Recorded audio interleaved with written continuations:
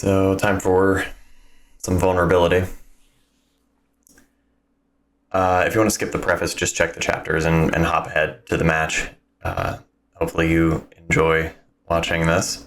I wanted to get this out while it's still fresh, and so I might look different when I end up actually doing the commentary.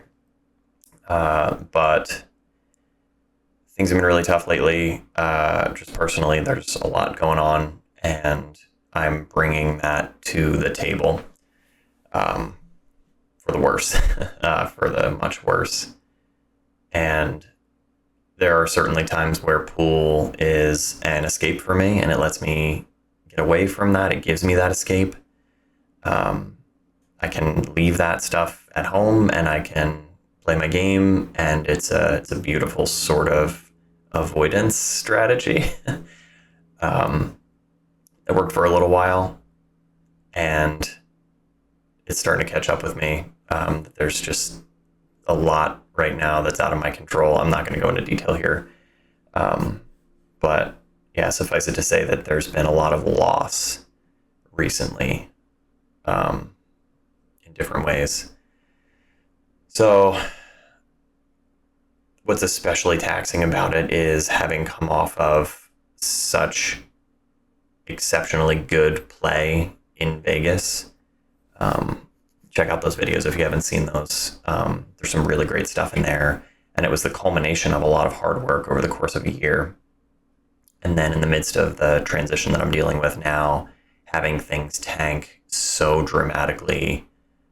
And I'm sure you guys have all seen that graphic where, it's the person sort of, there's this trend line, right? Like kind of like upward progress, but there's the little like dips, and the person's on this downward part of that trend line and they're feeling super dejected. Maybe I'll throw a graphic up here at some point if I feel like doing the editing, but they're on that downward trend and it just seems like it's all downward, even though the overall trend is upward, right?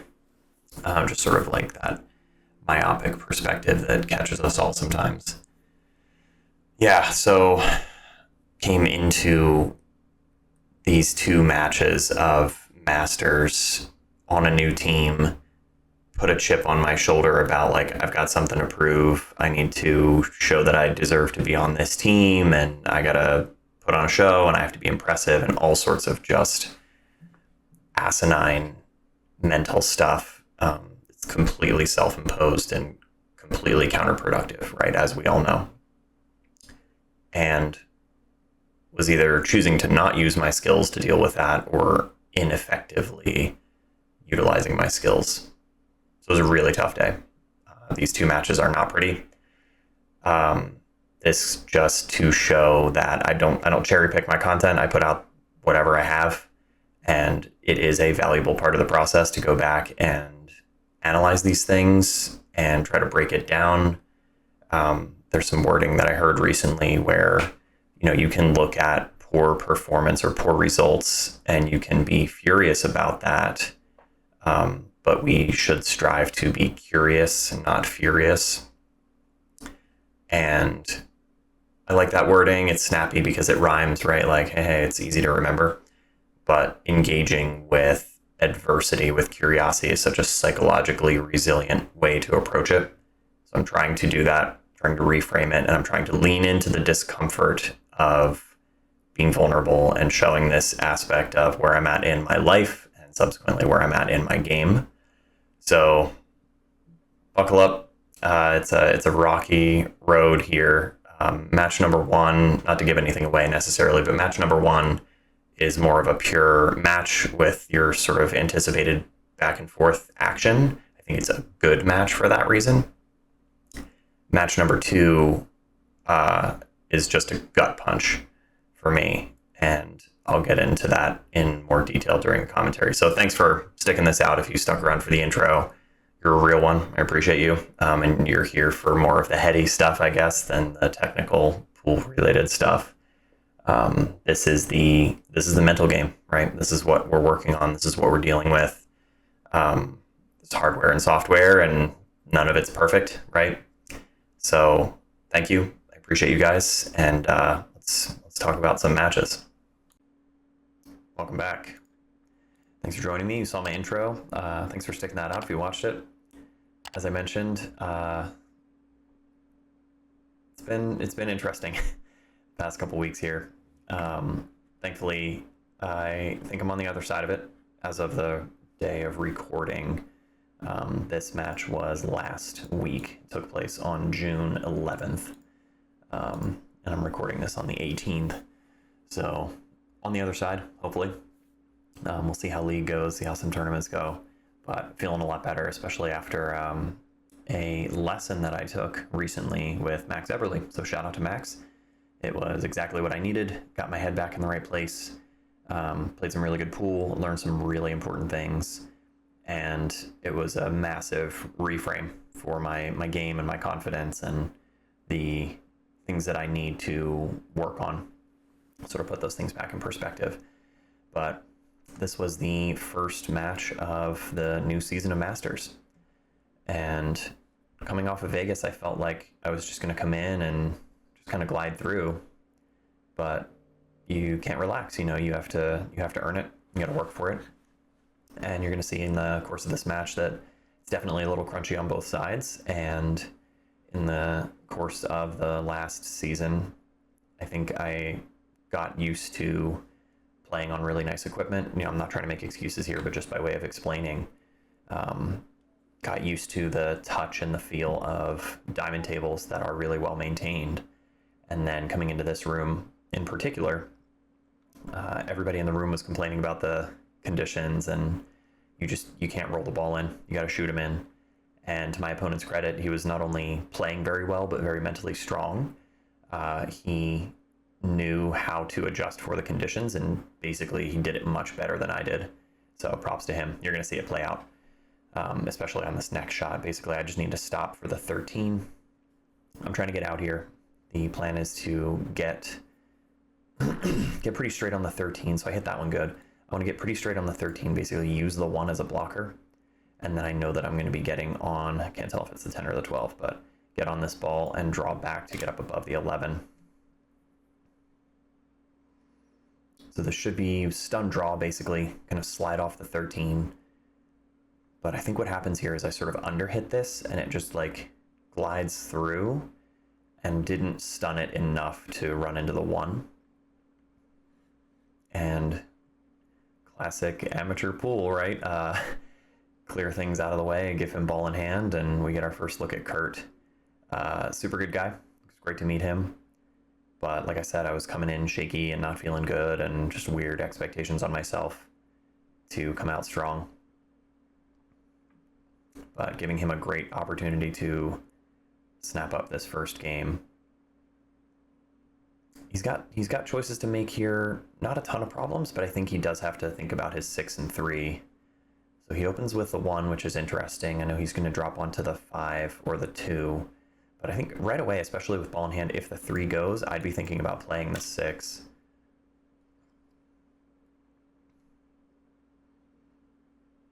Sort of a tight spot here. If he can get around for maybe the combo's just dead. In which case, yeah, you don't need to play the 6 first. Ooh, the 6 kind of jumped up off it. Quick pace, don't leave any room for overthinking. You should just be able to come across the 6. Drops him on the 2. But good tempo here. And just needs to think about maintaining an angle to get from the 2 to the 8. 8 naturally wants to go here. So I think center table position, you're coming into the 2 and either down and out or just into the 2 and straight across would do the trick.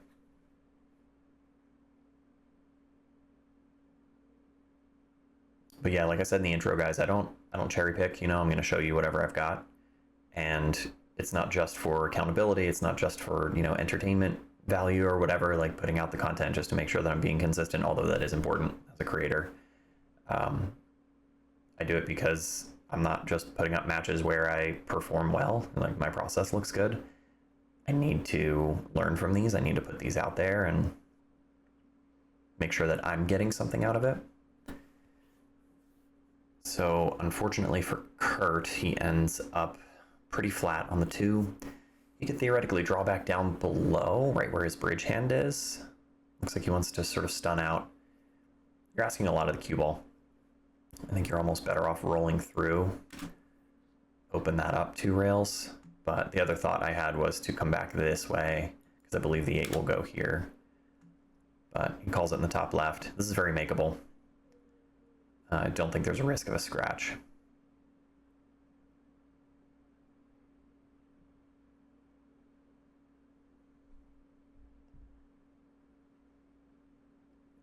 A little deceptive though, back cut, kind of tricky. And so I'm fortunate to get back to the table, frankly. I do end up with a very awkward situation here where I seem to remember the natural scratch was on. So playing the 11 in the corner, cue ball wanted to threaten the side pocket or get close. Jacking up on it didn't really make sense from here. I didn't have a good feel for the table yet. And then I think that initial spike of coming off the 13 a little weird and scratching, it just immediately put me in my head. So that didn't feel good. And I had to start to leverage my skills to settle from that. The back cut on the 10 is pretty aggressive, but it is available. I think that's what I end up going for. Kind of hard to get safe from here. Because I'm on the rail, I don't really have much option to come off the 11, maybe a high right.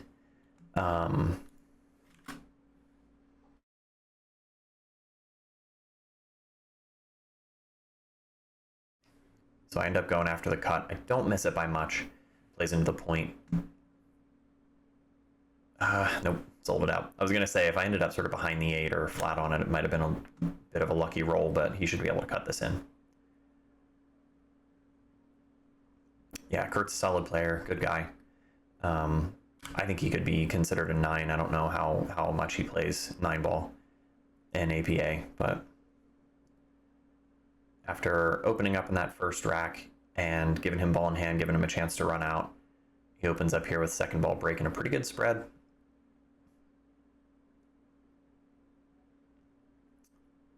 Something I really appreciated about Curt's game, and something that you have to be willing to do, especially in bar box 8 ball, is rearrange things sometimes. And especially early in the rack, you have to rearrange things if there are problems, and trust that you're going to have an option to get through. So he could take either here, I believe. 5, 6. No, he has to take solids. But solids look okay if he can rearrange the 4 and the 8. Opens with a good shot on the 3 in the side. Gets a little funny. And if he wants to stay aggressive, the 6 should bank back towards the side. Yeah, he's got a line on the 4, so I like that because then it opens up the 6. Plays it with draw, pulls the cue ball back away.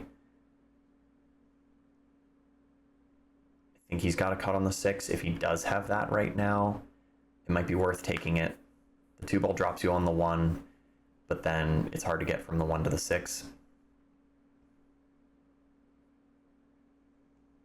So yeah, I think the play is to cut the 6 and come out and across for the 1 in the side, the 1 on the left side, or to get a line on the 2. These are kind of tricky cuts, though. It's pretty thin. Not a lot to work with.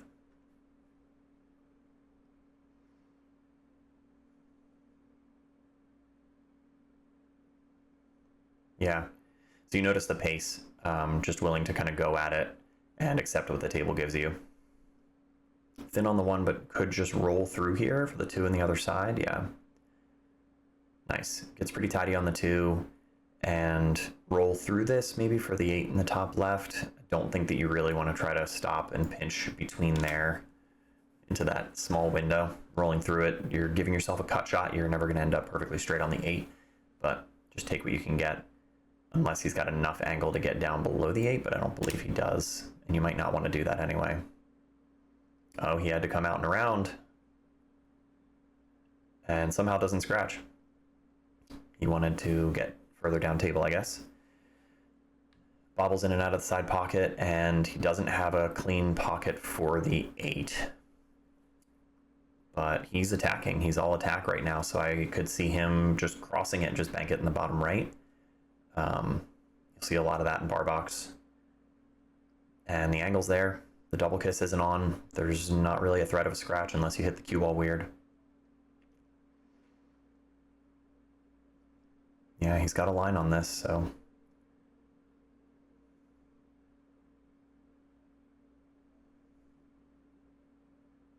Had to sort of tighten it up. Comes into the first diamond, but it does go. So break and run for Curt. Second ball kind of glances off, not full contact on the second ball there, but gets some down. So one stripe down.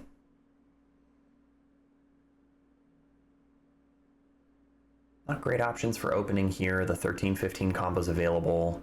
The 14 plays, but you're jacked up over the 2. So really these, you're not going to feel super comfortable with that. The 12 leads to the 9. So just bear down, fire straight through that, which is good. Good opening shot.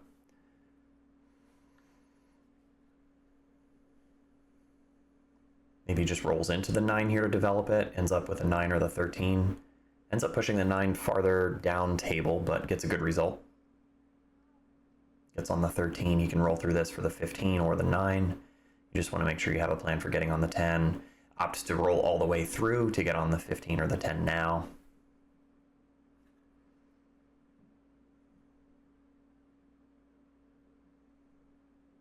Chooses to stun up from the 15 to the 9, and then he wants to maintain an angle on the 10 to make sure he gets back up to the center table.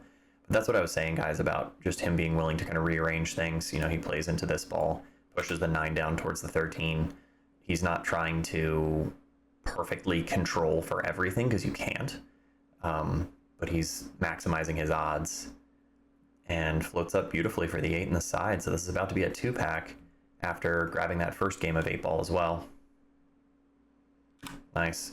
So in short order here, I mean, look at the runtime on the video. Curt has 3 games up on me.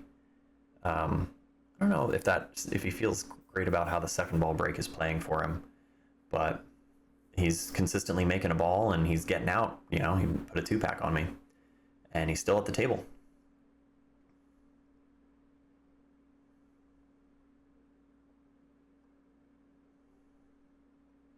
He's got to rearrange things here, and he tried to do so off that 3 ball, but not a lot of angle. He has the 4 on the side. He could shape the 1 from there, but where does that take you? Maybe he felt like he had a little bit of an edge on the 7 there, but he does foul by hitting the 14 first. I need to win a game. I really need to get a game here. Need to get into the match. It's a weird setup. There's a cluster that I have to address. Everything else goes, but I really need to figure out this situation here. So you could play into the 15 and open them up. I don't know if the 12 ball goes clean past the 6. If it does, maybe play that past the 6 and get up above them into the 13 and the 11. The 14 is a problem because I don't think it'll go. I don't think you can cut it past the 6 here. Unclear if it goes in the top left. Just camera angle is not great on this match, unfortunately. So a few things to address. If I open with the 12, there is a chance to develop the 14.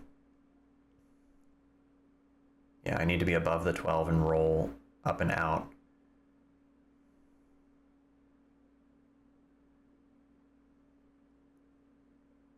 So this is an interesting thing about this match, just the difference in kind of stroke quality, that I'm hitting them much more tentative. I'm trying to just like smooth it and roll through or roll the ball in, and it's just not the way I needed to be playing in this match.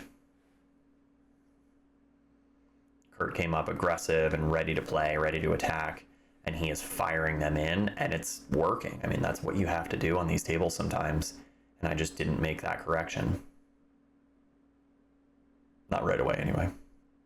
Turns out the 14 goes. So just shoot straight through this, stay down on it. If I get out above the 15, I would like to take that now. Otherwise, I'm going to end up with the 9 or the 13. 15 is a blocker for the 10, so you have to address that unless you're playing onto the short side of the 10. Use the 9 to get on the 15 now. I think the problem is playing the 13 or the 11 doesn't really put you on the 10 and the 15. So I play the 9 so that I can get on the 15. And now probably playing the 15 to get on the 10. I've got the 13. I could get down below the 10, so that's what I look at, because the 10 plays in the side if I play the 13, but I don't like it. You gotta shoot this one in. You can't go smooth through this. Yeah, see, I try to float it. I successfully get down below the 10, but it's just, I'm not hitting them good. And I'm in a tough spot here. 10 goes. I might be low enough on the 10 that I can come up and out. I remember the shot. I go high out, or go like outside ball. Look at the spin, and it just doesn't. Look at look at my body language. So I hit that center outside, and you could even see, you could physically see the spin on the ball as it was coming up. And my intention was to come back this way because the spin is supposed to catch on the rail at that distance.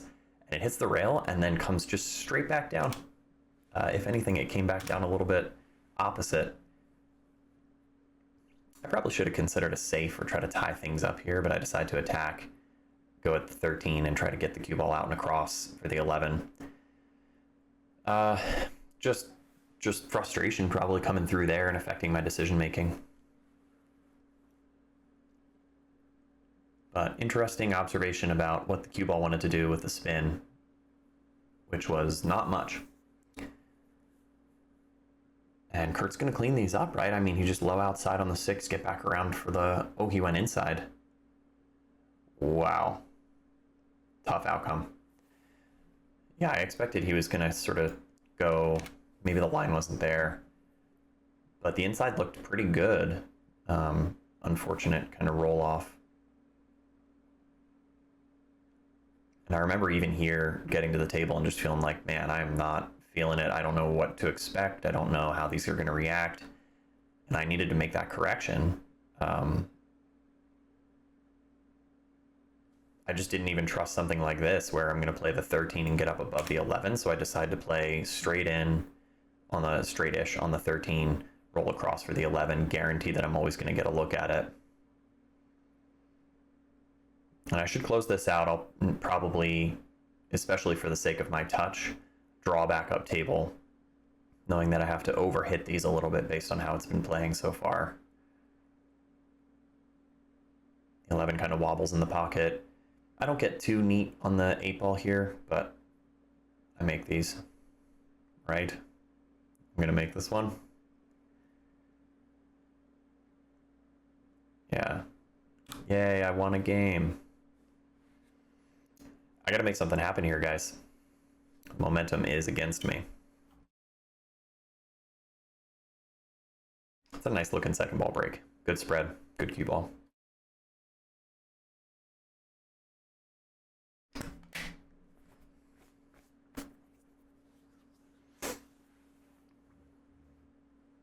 Good opportunity here.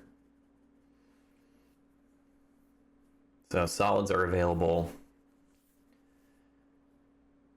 I have to open with the 2 and get on the 6. Looks like the 4 ball's lined up.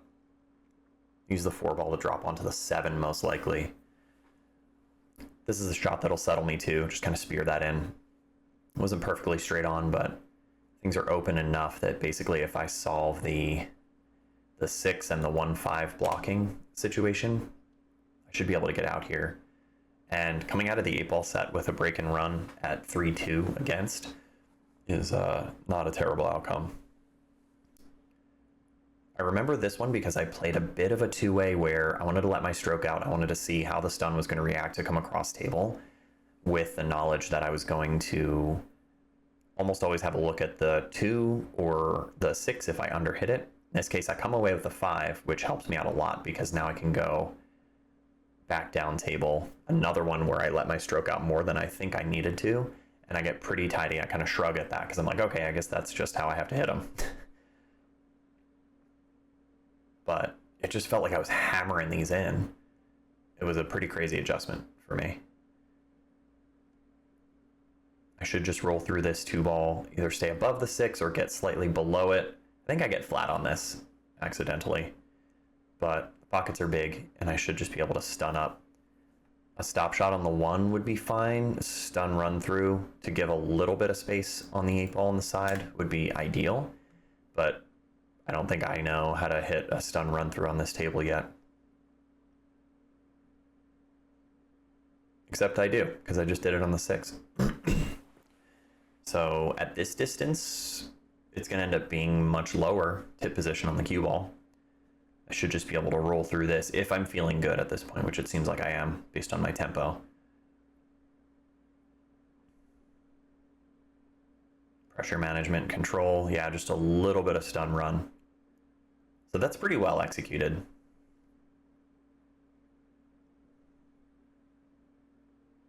Adrenaline was spiking at that point because it was a battle. It was just immediately a serious battle. So good match. Not a great break. Just like sort of flat on that one ball. And I come away with a shot. It's long, it's a slight back cut. 2 balls here. So what I look at is it's sort of like a 1 ball out kind of situation. If you make the 1 ball and get good on the 2, you should get out from here, either by making the 3 or it ends up that the 3-9 situation is available. So I just have to hit this really good. This is a draw shot.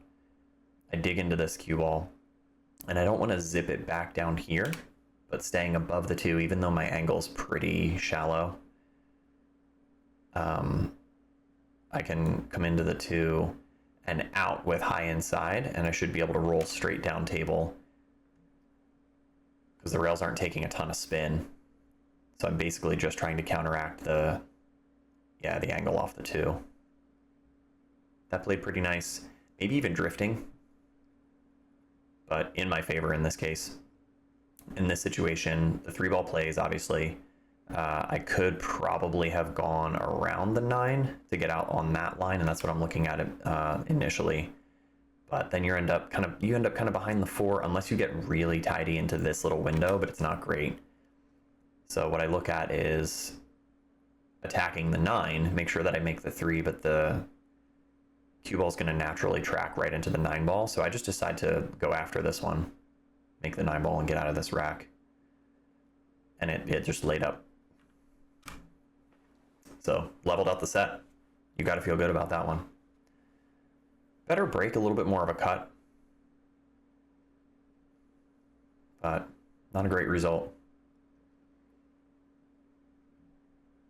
He's got an offensive option on the 1. He just goes right in for it, man. I think his pace really works for him. So he attacks it. He kind of slightly overcut it. You can see him hit it on this side of the pocket. Shuffles things around a little bit. Does come off with a look at the 2, I think.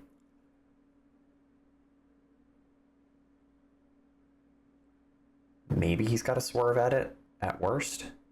I think some players would consider the long rail bank because you have a good chance of hitting it. No, he had enough of the ball. Stick me under the 5. Good speed. Not sure if that was the intention or if he was just trying to get the 2 ball out of there and keep it away from me.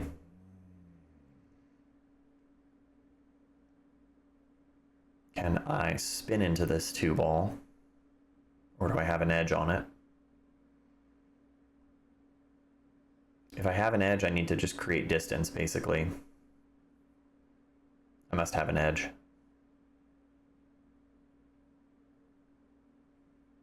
Oh, I actually had the bottom edge of it. So I was trying to come out and around and block him with the 5. So sort of one of these, but like play cue ball over here. But I just give him full access to the 2. He tries to block me. Pretty good. Using the blockers. I shouldn't be giving up ball in hand from here. I should be able to hit the backside of the 2, kick into this rail, and I feel like I end up going for the 2 ball. Yeah, kick it in. You're not guaranteed to get a look at the 3 from here, but I think because it's still reasonably early in the set and I only just leveled out, I have to make something happen. So I go after this, and I think the kick angle was pretty favorable from where I was. Awkward queuing over the pocket, but doesn't really play into things too much. So I missed it up here. Honestly, not by that much. Tough roll to miss it and then have it dress up for the side pocket. Really, as long as he figures out the 4 to the 5, he could get out from here. Drift below the 3. Should be able to stay under the 5. Might not have pulled back enough. No, he got on it. No, he had to swerve. Oh boy. Yeah, that died on him, thankfully for him.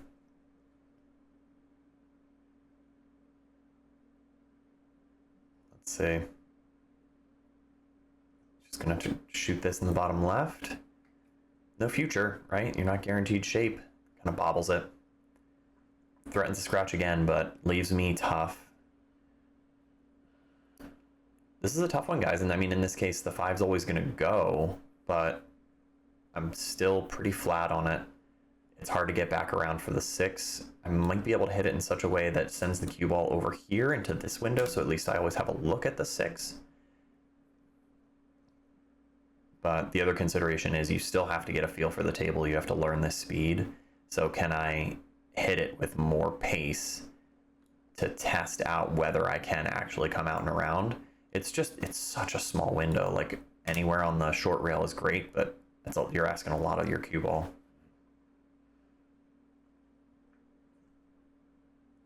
Too full. It hits that 5 ball too full, and it's not going to have enough energy to get around.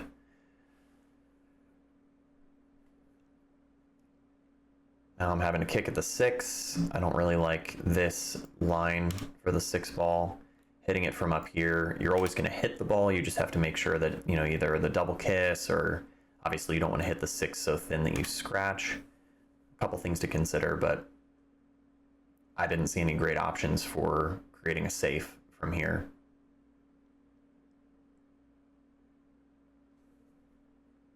I don't think the long kick really avails you anything, even off of 2 rails. It's just not going to pay off. So I think I just end up coming into this off the long rail here with pace. I think he asked me if it was frozen or something, and it's going to be obvious. It ended up kind of double kissing into the rail. Get fortunate to avoid the scratch there. I give him a little tap to show yeah, by rights that probably should have scratched. He's kind of long and tough on the 6. If he were playing on a nice table, I'm sure that Curt could roll this in. But playing here, that's asking a lot of anybody. Yeah, just kind of jabbed it. Doesn't finish terrible for him, though. I might be able to cross this to the right side, but you have to make sure the cue ball gets out of the way. I look at sending it up table instead, maybe as a 2-way. Yeah, I think I'm banking the 6 in the bottom right-hand corner, or at least up in that quadrant, and playing the cue ball down towards the 7. Yeah, with the intention of either making it or doing exactly this, leaving. I mean, ideally, I would put the 6 here. Just a containing safety, right? He's very unlikely to win the game from here. I just have to prevent that as much as I can until I get a good opportunity.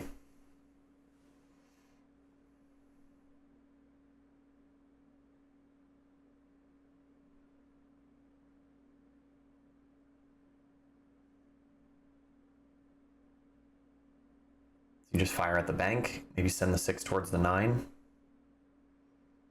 Oh, he went the other way. 6 ball had a lot of pace. Give me a look at it. Oh, I think I have enough. I remember this rack finish. This is kind of connect the dots. I mean, you just focus on making the 6. You're always going to be above the 7. You'll have an angle on the 7 to come back towards the 8. And then as long as you maintain an angle on the 8, you're coming across table for the 9.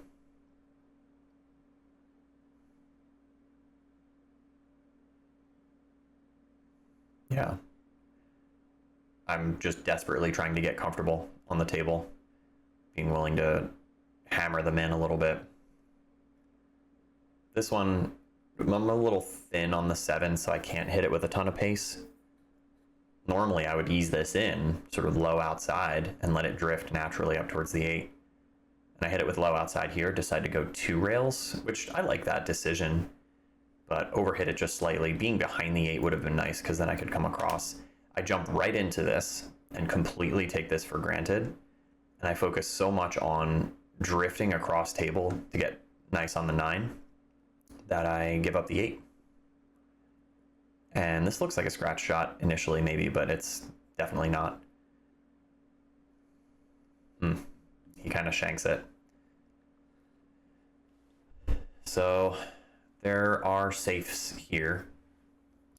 Different situation, different equipment, different mindset. I might just sort of come off the 8 and put him behind the 9, sort of split it.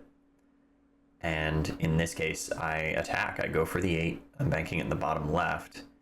And I should be able to come out and around the 9, 2 rails around the 9. Or even into the 9. I can kind of catch the backside of it.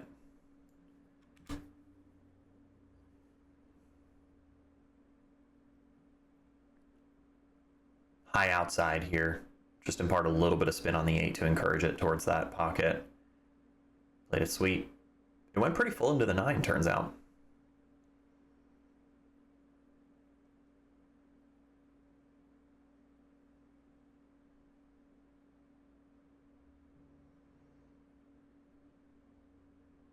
Just reset to make sure my bridge hand is comfortable. And hammer it, but kind of flirt with the side pocket a little bit, huh? 9's moving.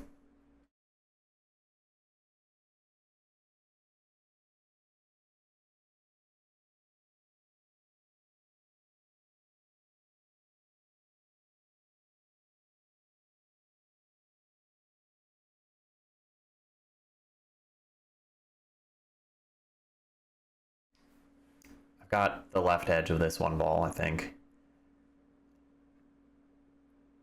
Can I just split it? Can I get behind the 5? Or I think maybe a better play is don't worry about the cue ball, just play the 1 ball and put the 1 into the 4-8. Yeah, just play to hide the object ball here. Oh, I ended up with a cue ball too. That played pretty nice. This is where I start to get my groove back a little bit because I play some good containing safeties or lock-up safes. And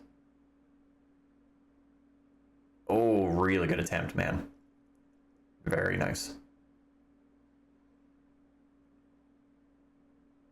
In this case, as much as you want to shoot, you don't really have anything to shoot at. So I keep him locked up, send the 1 ball across table into a playable position. So I just want to bank it, but obviously don't want to make it and hook myself. So I just send the 1 into the long rail here towards the 6 or maybe above the 6. Make a good hit, keep the cue ball back there. Yeah, just freeze him to the 8. Above the 6. A little risky, I guess, because the 6 is there. It could have made the 1.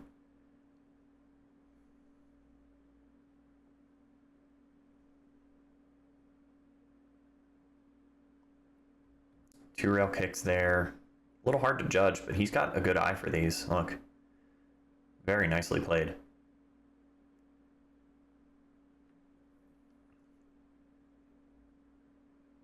No systems, right? Just like pure feel. Just know how to do it. You love to see that stuff. I should be able to go high ball here. Naturally shape the 2 in the left side. Touch of inside, I guess. You know, I love it. I get a little above the 2. Trying to get that speed dialed in, just not finding it. So probably have to roll into the 3 to develop that. Yeah, make sure you know what you're doing, man. Get a good angle on the 3 so you can get across for the 4. Firm, a little firm. 2 ended up playing off the 5. This one's interesting, sort of flashback to earlier racks where he hit a ball in a similar position with inside, and it tracked way farther than he anticipated. So I should know to expect that. So I got to use a touch of inside to get up for the 4. Striking down on it. Look at this, guys. Like, it didn't look like I hit it that hard. Yeah. That was so strange. That one completely defied my expectations. I felt like I was coming into the 3 pretty full. I didn't put a ton of spin, I didn't put a ton of pace, and it just tracked halfway up the table. Anywhere below the 4 would have been sweet, and probably gets me out. But now I'm faced with a super awkward back cut on the 4. I mean, thankfully it comes away playable, that I can pinch the 4, and cue ball tracks sort of between the 5 and the 6, or onto the 5.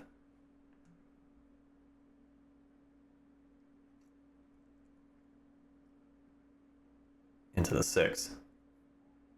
Gotta catch another roll here. Watch this one. This one's gonna be a highlights reel short type situation. So I get funny on the 5. I have to consider the back cut on the 5 into the 9. I didn't really see a safe. I don't see that you can, I don't believe that you can just shoot into the 5 and force follow to the 9. You're just too close to the ball. Maybe the bank is on, but I don't know how to do those things. So I'm going to back cut the 5. The 8 ball comes into play. 8 bounces into the 5, kicking the 5 back into the 9, and the 9 ends up going. It's so silly. That's when your opponent starts to go, well, that's 9 ball. You know, you get those kind of comments. This was a nicer break. I didn't actually see if I got kicked around table or not. But at this point, I should start to feel a little more settled. I'm up 5-3. I'm feeling like I'm in control of the 9 ball set. I don't have a great look at this 1 ball, so I have to figure out something here. The touchy safe option would be put him under the 3. What am I playing? Did I attack the 5 ball there? That's wild. I might have just attempted the combo. Don't love that.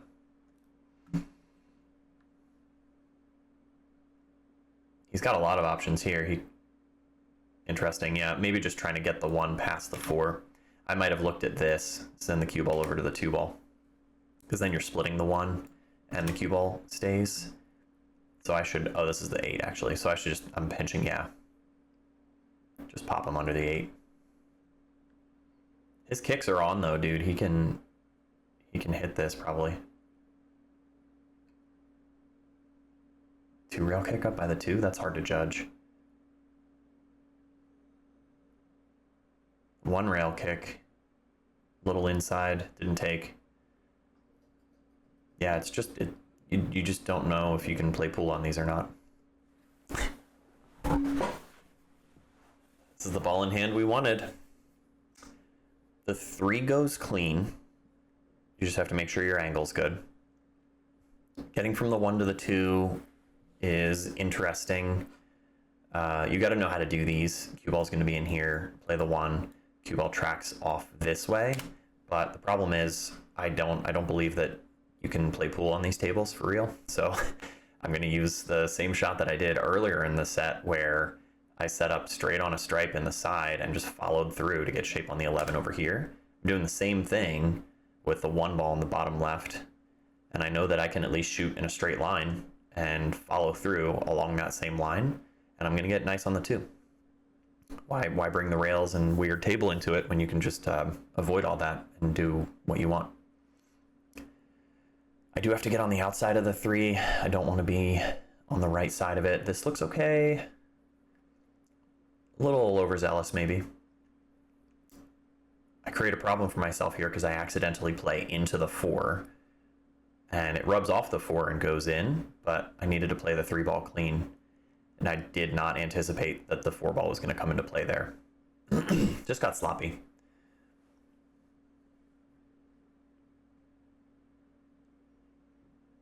And create a new problem for myself. I don't remember if they were frozen or not, but it's a tough position. They're not really lined up to go anywhere. Playing thin off the right side of the 4 to try to roll down table is going to move the 5. There might be a safe there where you can sort of keep the cue ball and the 5 tracking along the same line, make rail contact, and just leave the cue ball on top of the 5. That might have been the play. I try to come thin off of the left side of the 4 and just play the cue ball up table, which finished okay. He's faced with an awkward shot on the 4. But I could see him just attacking it. Just try to cut this in. Yeah, too far away. It's gonna hook me?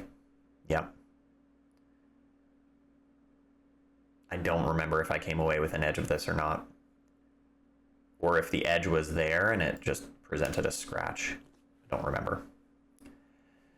One rail kick's there. That's probably the safest in terms of not giving up ball in hand, potentially making a ball, but the problem is you do that and there's not really a future, right? Because you're making it from this angle. The cue ball's going to go down table and you'll end up hooked on the 5.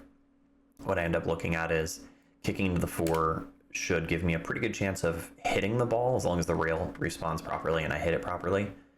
And maybe something good happens. Maybe the 9 goes in. You just got to shoot straight at this. Whoa, I warped it. I also did a gross thing here. I have to pause the video briefly. So in following through, hitting the cue ball down to the short rail, I left my cue along that same line, and the 8 came off and hit my cue. So obviously it's a foul because I didn't hit the 4 ball, but it's just like a super sloppy way to play, and I was just completely unaware of the 8 ball rolling that way. So apologies to Curt. I apologize to him, obviously, at the table. APA rules, it stays where it is, apparently. That's what I was told. In this case, he takes ball in hand and attacks the 9, in which case the 8 and the 5 don't end up coming into play. But in fairness, yeah, he shouldn't have to make that decision. He would have been left with ball in hand and a reasonably open table to run out.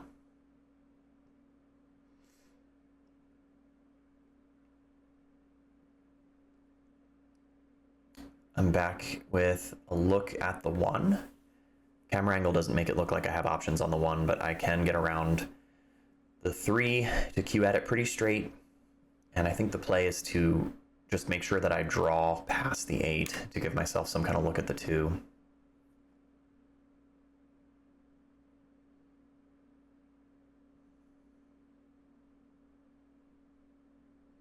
Having to put way more on this than I think I need to.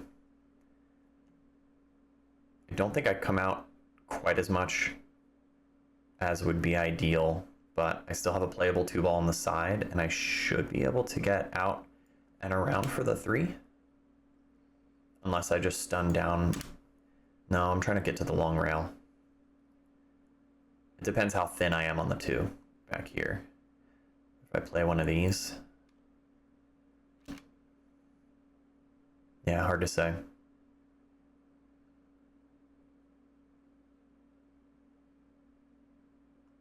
Normally in this Masters League, we play at a location with diamond tables, and I'm told they're not always kept in the best condition either, but hey, at least it's a diamond. Yeah, unfortunately in this case I do play to this bottom quadrant, end up going long rail first, but I ran into the 9 and kind of got myself stuck. I have now learned that the short rail here takes some spin sometimes. So I have to like masse spin, kick at the 3, make a good hit. And I get fortunate to send the 3 into an awkward spot. He's got a spin at this as well. Oh, it finishes pretty nice for him. Little momentum swing back in his favor. I do not have an easy hit. There's a 1 rail this way, but we've seen that doesn't really play true. There might be a 1 rail this way. I think I use my system on this to try to get a feel for it.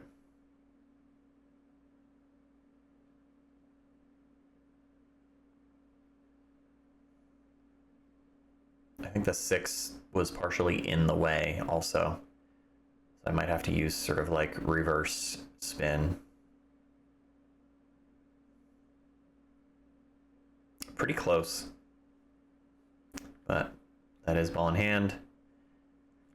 If he gets out of this rack, it's going to level things out.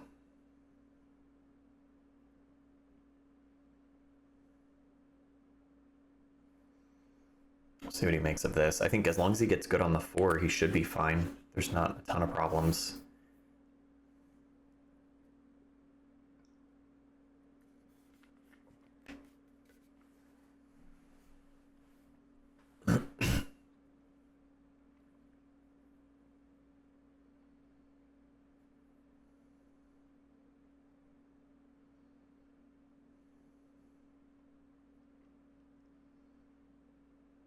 Stops the cue ball here.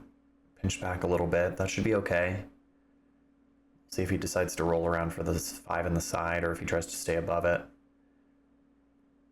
Rolls around. That can bite you, but it doesn't. Man, yeah, he really played for the wall, the 9 and the 8 there. But comes away with a shot at the 5, can pinch back. This is the point where you're sitting in your chair, you're just like, man, I hope he messes up. Just like putting that out into the universe. Like, I want to play again. I want to take a shot. Good angle on the 7 to get up above the 8. Pretty natural to play the 8 in the left side, 9 in the same side. He spins it. He spins up at him instead of going just one rail, which works fine. Bit of a back cut on the 8, but Curt should manage this. I don't know if he can avoid hitting the 9 here, or if he can just sort of like pinch off it, draw away from it, play the 9 in the same side.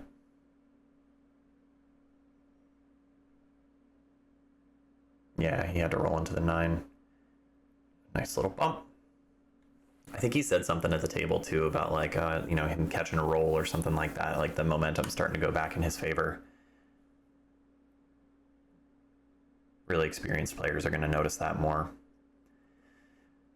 Pretty good break. Contains the cue ball. He has a look at the 1, but the 2 ball is really locked up. So I think what he goes for is to shoot the 1 and draw into the 9 and the 2. And he makes a good shot on the 1, but he doesn't move the 2 ball that much. He still comes away with a look at the 2. Might just fire at this? Do you just send the 9 around? Oh, kind of both, huh?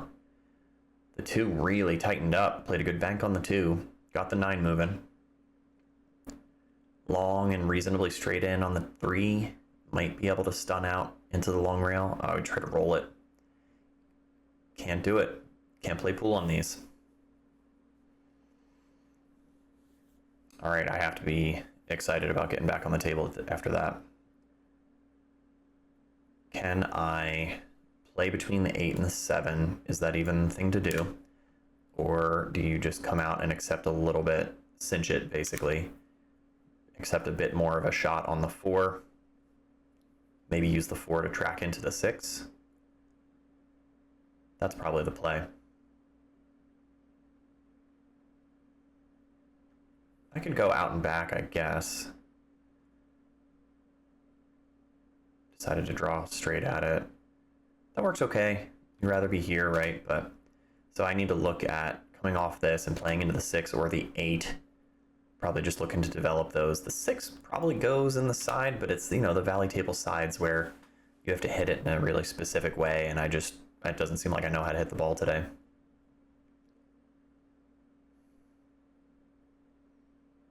And this is already a bit of an awkward back cut. So just play the ball and roll into them. Be willing to rearrange things a little bit.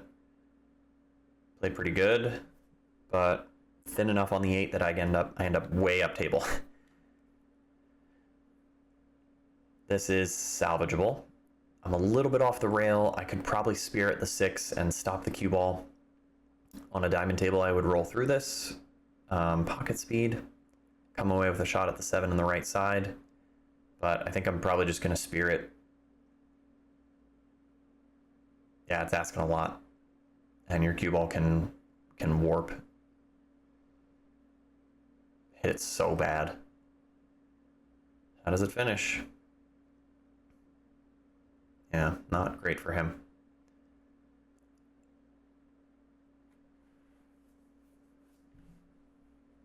Shooting him into the rail. I don't know if he's got an edge on the 6 to where he can send the cue ball at the 9. If he does, that's probably the play, just to stay aggressive. If he's got a little more of the ball, he could theoretically try to bank it back here. Oh, he's fully hooked. That's right, because he reaches for his jump cue. I think I skip ahead here because he had to verify that we were allowed to jump at this location. But it turns out Curt can jump. Makes a nice hit.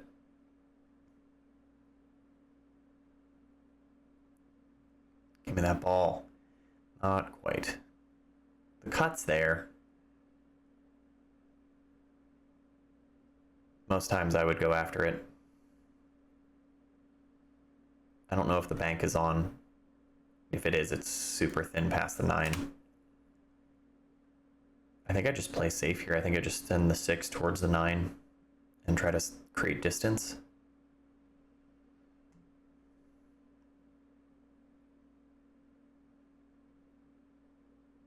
No, I went after the bank and hit it terrible. And sell it all out. That's a strategy.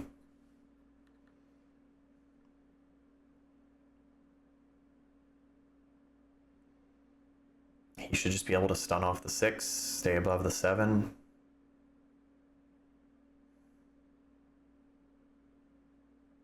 Wanted a bit more than that though, huh? Should be okay. He's thin on the 7, but it naturally takes you across table. He's got a good touch. Yeah, he's fine. Oh boy. We both did it. This one to put him on the hill. Oh boy. Oh boy, oh boy.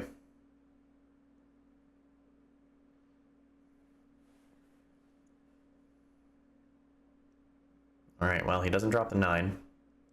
Doesn't scratch. And I am left long and awkward on the 1. There's a shot. The cue ball either tracks into the 2 or slightly down past the 2, depending on where I make it. The safe options are pretty touchy from up here too.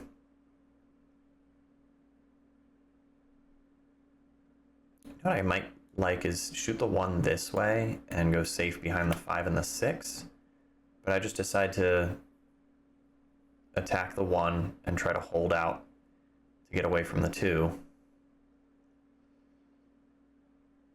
Just kind of bad decision making, I'd say.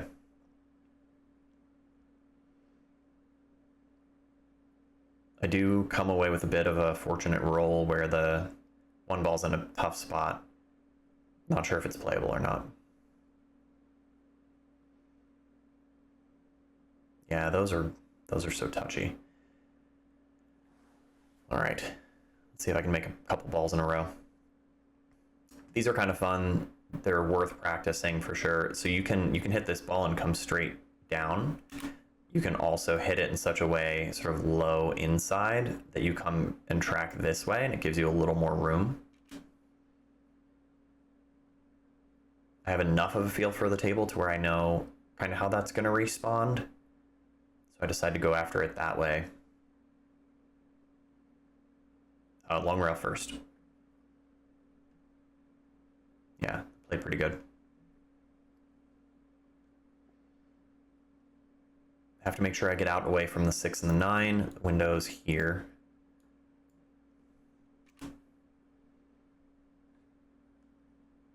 I might be able to roll through this, but going into the 9 or something, but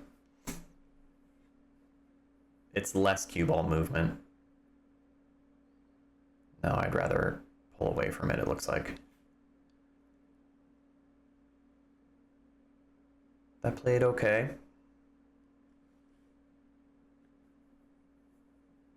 Need an angle from the 4 to the 5.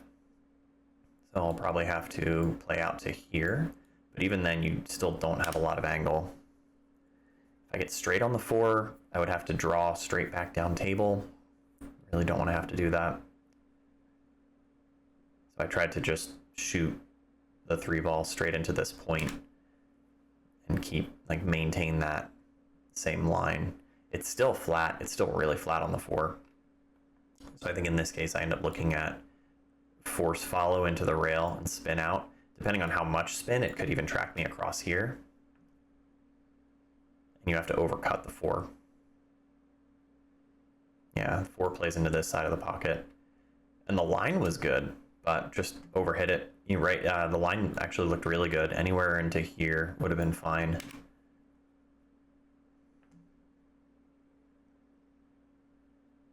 But out of shape again. Back cut is still there. It's aggressive. You're turning loose the cue ball. Can I split them? Might be hard to do. I think I'm too flat on the 5 to simply send the 5 behind the 9 and the 6 and leave the cue ball on the other side. Maybe the play is just send the 5 back down here. Send the cue ball up if I can get it past the 6 and the 9. Or send the cue ball off this way. Touchy spot. I might just be sending in the 5 at the 7. Yeah, I tried to make the 7. But double bank the 5.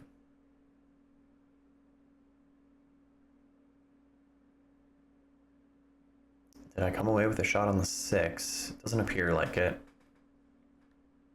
Yeah, if I did, I feel like I would have shot it already. Oh, I remember this one, guys. Watch. I basically try to hit a stop shot bank on the 6 and send the 6 down 2, 3 rails back up table and keep him under the 9. Watch what happens.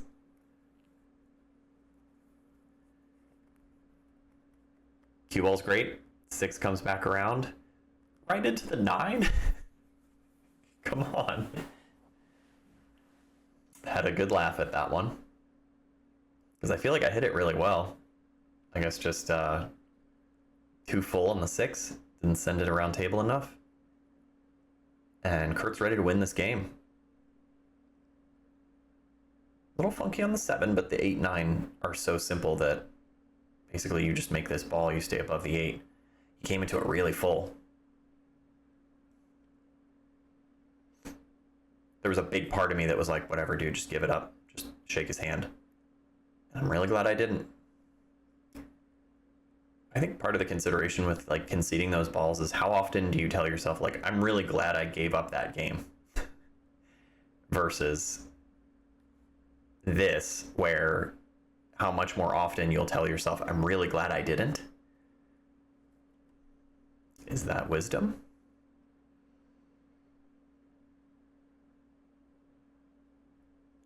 The pros will play this shot by hitting that 8 ball and coming out and around for the 9 in the same pocket. But I am obviously not a pro, and I am not feeling good today, and I'm just gonna make the 8 and not even try to get any kind of shape. I'm just gonna rely on my shot making and send the 9 down the rail. So it's hill. Tough one. It's not pretty. 9's tracking. Oh my gosh. Get me out of this set. I would have been okay with that finish because I am ready to be done. By the way, spoiler alert, if you thought this one was rough, get ready for the next one. It's a real horror show. I'm faced with a tough situation here. You could, I think probably the best play would be to push and make the 9. And I don't think I even considered that at the table. I need to think about that as a strategy more often. I decide to keep control by not giving up the push option, which usually I like if I have a good play. I don't have a good play here. I'm like hit and hope. I have to rail first into the 1. And hopefully it goes towards the 4, maybe makes the 9, maybe bobbles things out, at least moves the 1 so that there's not an easy 1-9 combination. Just too many ifs. You need to play the push shot, make the 9, and give yourself a look at the 1 to where it's not really playable. But don't do whatever this is.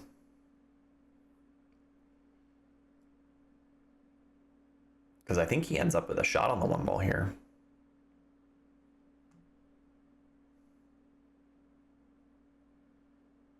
And if not a full look at it, he can easily jump it.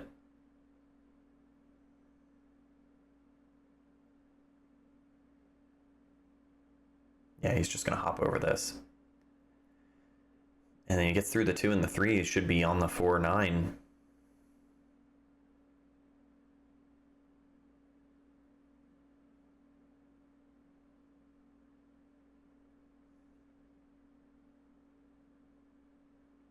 Oh, the 1 didn't cooperate.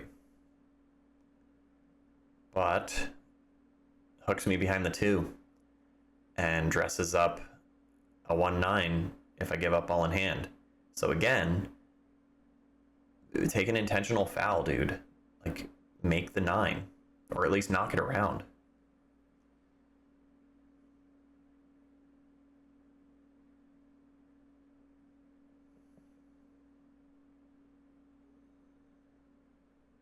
If I can get at the 4, hit the 4 into the 9, sure, but even rail first off the 4 into the 9, do something to get those out of there. You don't want to have to give up ball in hand here, but at least you have a chance to get back to the table. Wow, so lucky. Yeah, super lucky to double kiss the 4 and have it knock the 9 in. That should have been lights out. Might still be. Oh, we kind of underhit this, though. Now he's got a long 2 ball to deal with. But if he handles this, he'll come away with some kind of look at the 3, right? I get another chance.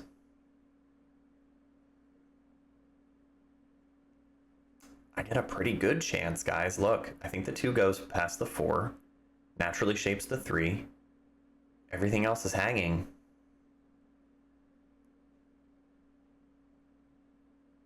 What could go wrong?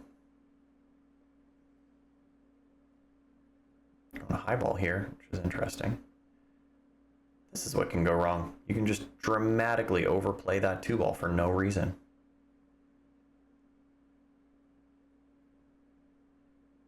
Ouch. Ouch. There's so much room. There's so much room here to get shape on the 3. And I played it firm with a high ball.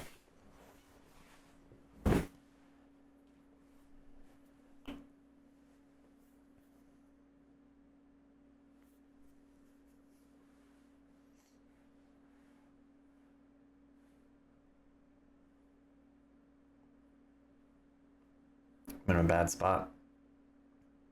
Just try to cut at this. I don't know if I'll be able to get safe. Cut at it, create distance. Oh, and I scratch. Brutal. I feel like Curt's getting out from here. You just can't keep giving him ball in hand in this rack. Or any rack, really. Yeah. Go have a seat.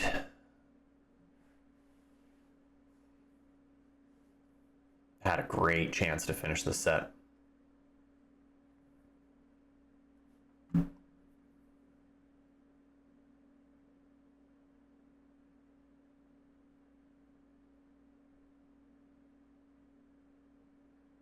Yep, just kind of pinch away from that. 5 naturally shapes the 6 in the side. Roll up a little bit so that the 6 takes you to the 8. There's really no problems here. Oh. Don't know if he wanted that, but still salvageable.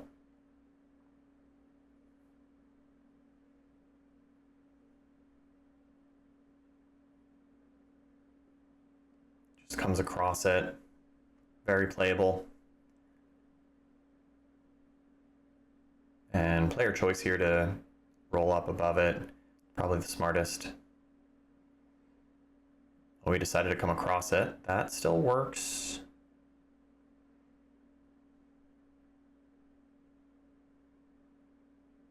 Got to make a bit of a shot here. Cutting the 8 back, the cue ball tracks across, so you have to put some draw maybe outside. could certainly send you in the side pocket, which would be a gut punch. It looks like he's hitting it good. Yeah, dig into it a little bit with spin. Good speed, good control. And bear down to finish it. That should be all she wrote.